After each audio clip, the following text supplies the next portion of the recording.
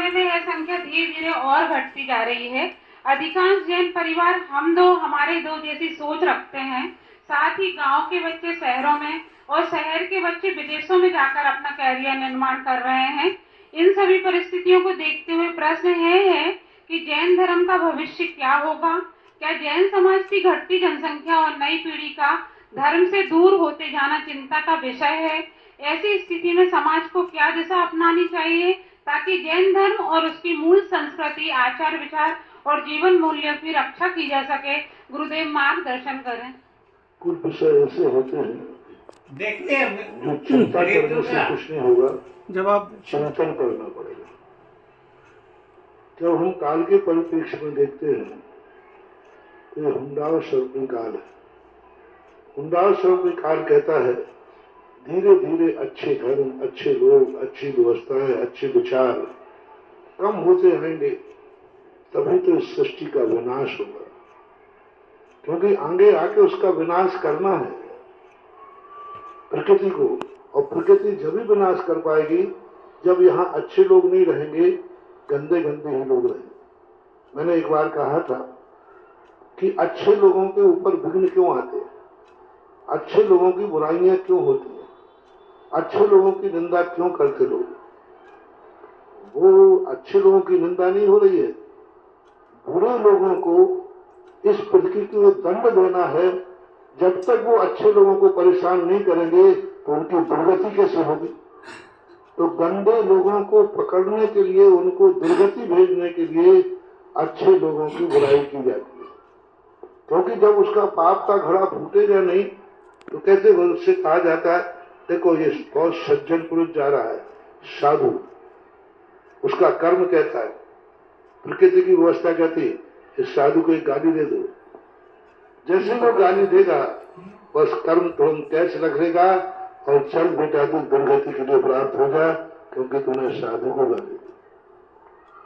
देव कहता है चक्रवर्ती को मैं कैसे इसको दुर्गति भेजूं, यदि इसको मार डालूंगा तो एक भाव खराब होगा, तो क्या करूं, इसको नमोकार मंत्र पर पैर रखवा दो तो सीधा 7 में लग जाएगा। यस पकड़। नमोकार मंत्र पर पैर रखवाने से 7 में लग जाएगा। यदि वो नमोकार मंत्र पर पैर नहीं रखता तो मर तो जाता लेकिन वो नरक नहीं जाता। तो ये सारी सृष्टि की कुछ व्यवस्थाएं हैं जिन कारण से अच्छे लोगों का ह्रास, अभाव धीरे धीरे होगा। रही बात हमारा पुरुषार्थ क्या करें, क्या हम हाथ पे हाथ रख के बैठ जाए, नहीं, हमें समाज को चेताना है, जगाना है। हम दो और हमारे दो की जो बातें आ रही हैं, इस हमें अभिशाप से ऊपर उठना चाहिए। और ये अभिशाप समाज का नहीं है, ये सरकार की तरफ से। समाज को तो हम समझा लेंगे, लेकिन सरकारी जो कानून है कि तुम नौकरी नहीं कर सकते, तुम चुनाव में खड़े नहीं हो सकते, ये सरकारी कानून ने हमारे भारत की भारतीय संस्कृति को सीमित कर दिया है। यदि ये सरकार का कानून नहीं होता तो इतना ज्यादा प्रभाव नहीं पड़ता। आज हम भी बहुत सारे 100 लोगों में से कम 50 लोगों के यहाँ 4-4, 5-5 बच्चे होते, 50 बड़ी दोनों करते, लेकिन सरकारी बंदेज लगने से 100% इसका प्रभाव पड़ रहा है। तो हमें सरकार को चेताना पड़ेगा, सरकार की नीतियां बदलना पड़ेगी, सरकार को चेतना पड़ेगा कि ये परिवार नियोजन की पाबंदी कानून हटा दिए जाएं और ऐच्छिक कर दिया जाए, कुछ और सोचा जाए।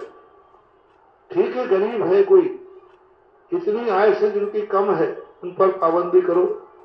जो समाज समृद्ध है, जो समाज खाती पीती है, जो समाज संस्कारवान है, जो समाज आचारवान है, ऐसी समाजों पे से ये पाबंदी हटा देना चाहिए तो देश का विकास हो जाएगा। रही बात गांव से शहर की तरफ भागने के लिए, तो उसका एक ही तरीका है, गांव से भागने की अपेक्षा ऐसा प्रयास किया है कि गांव को ही शहर बना दिया जाए।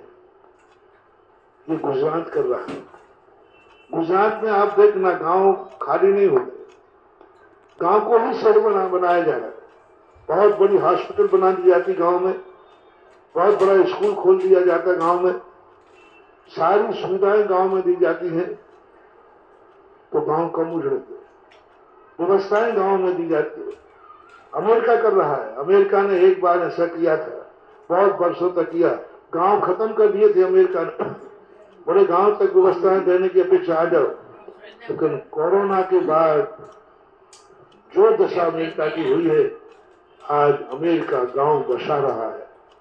बोले एक साथ मत रहो, एक साथ रहोगे कोई महाबीमारी आएगी तो सब निपट जाएंगे। तो आज अमेरिका में अंदर ये बात चर्चा में है और जनता ने तो शुरू कर दिए, शहरों से अपने मकान उठा करके फार्म हाउस में ले जा रहे, जंगलों में बना रहे, गांव को बसा रहे हैं और धंधा आकर शहरों में कर रहे हैं। ये कोरोना की देन। तो कोरोना जैसी बीमारियां गांवों को फिर से बसा देगी।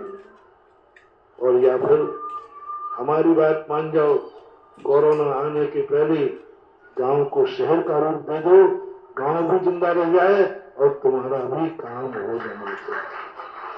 जहां तक शहर के लोग विदेश भाग रहे हैं, इसके संबंध में तो मैं प्रवचन दे चुका हूं कि उनकी योग्यता के अनुसार उनका मूल्यांकन यदि भारत में हो तो कोई भारतीय बाहर जाने का भाव नहीं करेगा। उनका अवमूल्यन हो रहा है। वो 50 लाख के योग्य है, भारत उनकी कीमत 5 लाख आंक रहा है।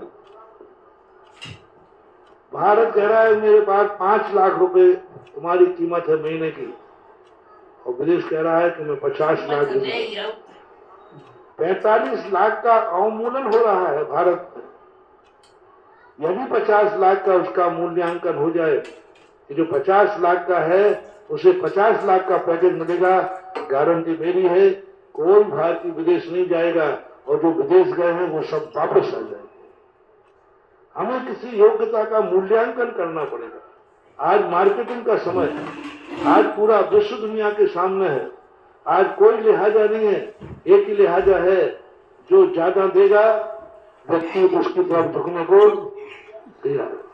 जो जहां देगा, आज तो मार्केट है, पूरा सब कुछ मार्केट हो गया, अर्थ का युग है। व्यक्ति ना देश देख रहा है ना विदेश देख रहा है। वो तो कह रहा है कि मैं अपनी बुद्धि का जहां सबसे ज्यादा मूल्यांकन होगा हम वहां जाएंगे। हमें मंदिर छोड़ना पड़े, तीर्थ छोड़ना पड़े, माँ बाप छोड़ना पड़े, हम छोड़ देंगे, लेकिन हम अपनी जिंदगी का मूल्यांकन दुनिया को दिखाएंगे, कम नहीं होने देंगे। आज की अटेंडेंसी ये बन गई है और रोकने का एक ही तरीका है, हम व्यक्ति का मूल्यांकन करें तो रुक जाए। इंदौर से हमारे बीच में भक्ति कलश